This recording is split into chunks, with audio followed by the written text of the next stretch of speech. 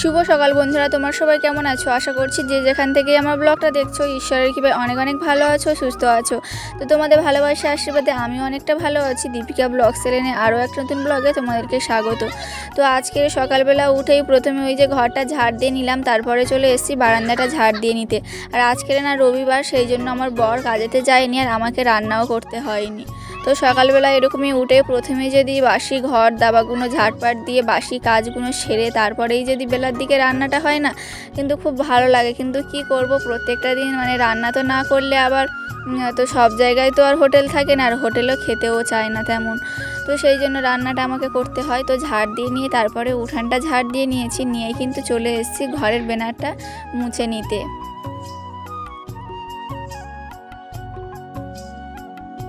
বারান্দার ওপরটা আমার গোবর দেওয়া হয়ে গেছে, আর এখন এই যে নিচটা আমি গোবর দিয়ে নিচ্ছি।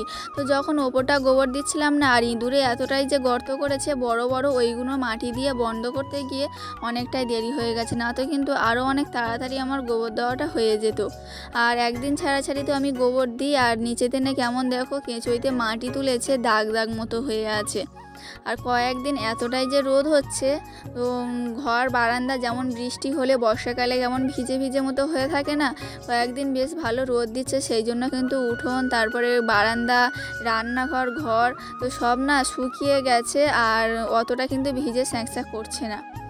এই যে দেখো এখানটায় ও ভেঙে পড়ে গেছে, কালকেরে আমার ছেলে লাফ দিয়ে গিয়ে না অনেকটাই তো উঁচু, আর ও লাফ দিয়ে গিয়ে ওখান থেকে মাটি ধসে গেছে, তো সেখানটায় তো কাদা দিয়ে দিচ্ছি। তো আমি গোবর দিয়ে নিয়ে তোমরা আমার ভিডিওটা দেখতে থাকো।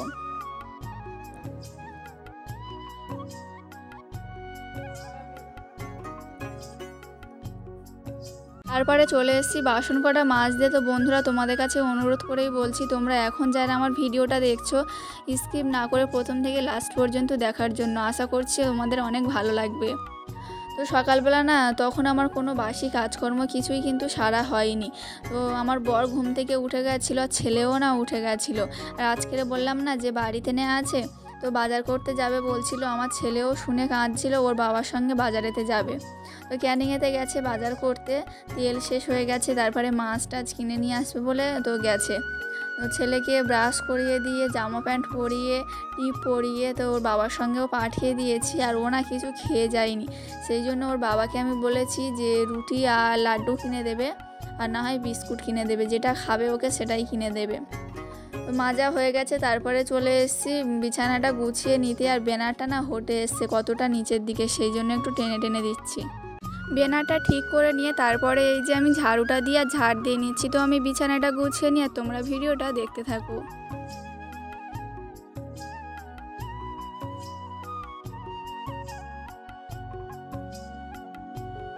তো বিছানাটা গুছানো আমার হয়ে গেছে, তারপর আমি চলে গেছিলাম স্নান করতে।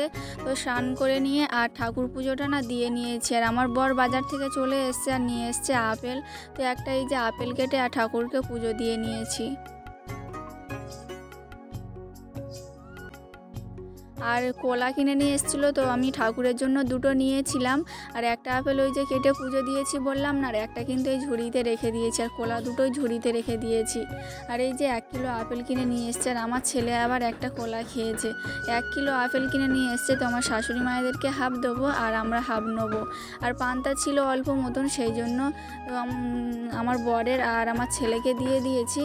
তো ওরা দুজনেই যে এখন চিংড়ি আর পেঁয়াজ মাখা দিয়েই পান্তাটা খেয়ে নিচ্ছে। আর বাজার করে নিয়ে এসছে আজকের না ইলিশ মাছ কিনে নিয়ে এসছে। তো ওই যে ওই ঠোঙাটাইতে সর্ষে আছে আর নারকেল তেল শেষ হয়ে গেছিলো, সেই জন্য আনতে বলেছিলাম। আর আদা রসুন টমেটম আর এই যে ইলিশ মাছটা, আর নিয়ে এসছে একটা মার্গো সাবান। আর ওই যে একটা মোচা নিয়ে এসছে চিংড়ি মাছ দিয়ে খাওয়ার জন্য, তো ওটা না আজকে রান্না করব না। আর নিয়ে এসছে তেল, তো তেলটা আমি ঢেলে দিতে বলেছিলাম, আর বোতলেতে হাফ মতন ছিল, সেই জন্য পুরো ভর্তি হয়ে গেছে। 1 প্যাকেটই নিয়ে এসেছিলো তেল। আর এই বছর এই প্রথমে কিন্তু ইলিশ মাছ কিনে নিয়ে এসছে আর একটা কলগেট নিয়ে এসছে। তো যখন নিয়ে এসেছিলো আমার ছেলে কলগেটের মুখটা না খুলে দিয়েছে। তো তারপরেই চলে এসেছি বাগানেতে কচু শাক তুলতে, ইলিশ মাছের মাথা দিয়ে কচু শাক রান্না করব বলে। তো ইলিশ মাছের মাথা দিয়ে না কচু শাক কিন্তু খুব সুন্দর লাগে। তো তোমাদের কেমন লাগে অবশ্যই কিন্তু কমেন্টে জানিও।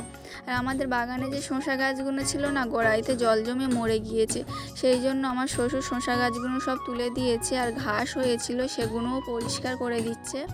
আর ফাঁকে ফাঁকে যে পুঁই শাক গাছগুলো দুই একটা করে আছে, সেগুলো কিন্তু ভাড়াইতে এনে তুলে দিয়েছে। তো তারপরেই আমি চলে এসেছি কচু শাকগুলো কেটে নিতে।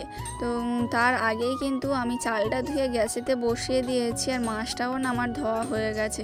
তো এখন এই যে কচু শাকগুলো কেটে নিচ্ছি।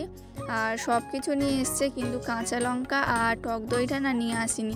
সেই জন্য আমার বরকে বললাম যে কাঁচা লঙ্কা টক দইটা আনার জন্য। তো কাঁচা লঙ্কা টক দইটা তারপরে বাজার থেকে গিয়ে নিয়ে আসলো। তো এই যে কাঁচা লঙ্কা আর এইটা টক দই আর কচু শাকটা না এদিকে সিদ্ধ করতে বসিয়ে দিয়েছে, আর ভাতটাও আমার হয়ে গেছে। ইলিশ মাছের মাথা দিয়ে কচু শাকটা চচ্চড়ি বানানো আমার হয়ে গেছে, আর কড়াইতে জলটা গরম করতে বসিয়ে দিয়েছি, কারণ আজকের বানাবো ইলিশ মাছের ভাপা। তো এর আগের বছরে একবার ইলিশ মাছ নিয়ে এসেছিলো, তো ইলিশ মাছ বেগুন দিয়ে রান্না করেছিলাম, কিন্তু কোনো দিন না ভাপা বানানো হয়নি। সেই জন্য তোমাদের দাদাভাই বলছে যে আজকের ইলিশ মাছের ভাপা বানাও। তো মশলাগুলো ফেটে নিয়ে হালকা করে জল দিয়ে মাছগুলো দিয়ে, আর এখন এই যে তেলটা দিয়ে দিলাম ওপর থেকে। আর কাঁচা লঙ্কা বাটাটা না অনেকটা দিয়েছি ঝাল হবে বলে, সেই জন্য আর ওপরে তেনে দুটো কাঁচা লঙ্কা গোটা আর দিলাম না। তো এই যে টিফিন বক্সের মুখটা দিয়ে দিলাম, আর এখন এই গরম জলেতে দিয়ে দেবো। এখন বাজে 1টা। তো ভাত আমরা বেড়ে নিয়েছি। তো এই যে চচ্চড়িটা আর এই যে ইলিশ মাছের ভাপা, তো এখনো পর্যন্ত খাইনি, খেয়ে দেখিনি যে কেমন হয়েছে। এটা আমার ভাত, আর ওইদিকে আমার ছেলের আর ছেলের বাবার ভাত দিয়ে দিয়েছি।